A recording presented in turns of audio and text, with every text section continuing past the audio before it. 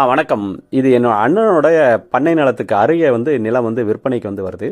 அதுவும் மொத்தமா அதிகமாவே நிலம் விற்பனைக்கு வருது. அதாவது 93 ஏக்கர் ஒரே ஷேப்ல எந்தவித ஜம்பிங் இடம் இல்லாம ஒரே ஜாயிண்டா நிலம் வருது. இதை விட விலை குறைவா பெரும்பாலும் எனக்கு தெரிஞ்சு அந்த அளவுக்கு அமையல.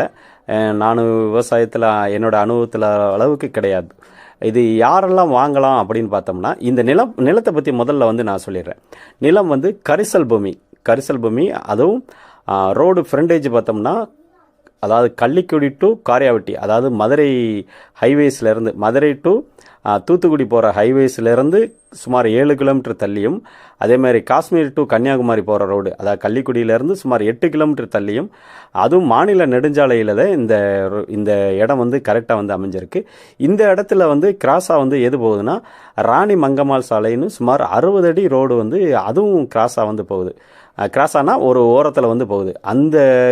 அதை ரோடை ஒட்டியே தான் இந்த நிலம் அமைஞ்சிருக்கு. மொத்தம் 93 ஏக்கர் இந்த நிலத்துக்கு பின்பகுதியில் இபி கேபிள் போகுது. அதே மாதிரி இந்த நிலத்தோட இன்னொரு பின்பகுதியில் முத்தையா கோயில் அப்படின்னு ஒரு கோயில் அதுவும் அமைஞ்சிருக்கு. இந்த நிலம் எல்லாமே கரிசல் நிலம். இந்த ஊர் மக்கள் பெரும்பாலும் வெள்ளரி விவசாயம் தான் பிரதானமாக பண்ணுறாங்க. அதிகமாக அந்த காலத்துலேருந்து இப்போ வரையுமே, அதாவது சுமார் ஒரு எனக்கு தெரிஞ்சே 30-40 வருடமாகவே வெள்ளரி விவசாயத்தில் இந்த ஊர் தான் மிகவும் பிரபலமான ஊர்.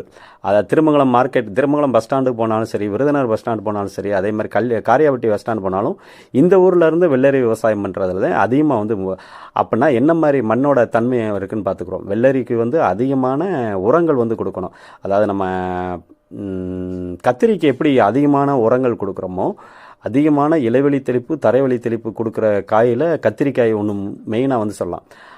அந்த அளவுக்கு வெள்ளரிக்கு உரம் கொடுக்கணும். அந்த மண் அமைப்பு கொண்டது தான் இந்த இடம்.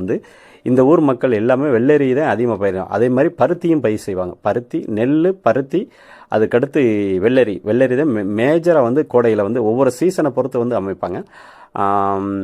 மேலும் அதாவது மொத்தமாக வாங்குறது மொத்தமாக வாங்கவோ அல்லது தனித்தனியாக வாங்கவோ இடத்த கொடுக்கறதுக்கு தயாராக இருக்காங்க. மொத்த இடத்தோட மதிப்பு அப்படின்னு பார்த்தோம்னா 8 லட்சம் சொல்கிறாங்க. ஒரு ஏக்கர் 8 லட்சம். மொத்தமாக வாங்குறது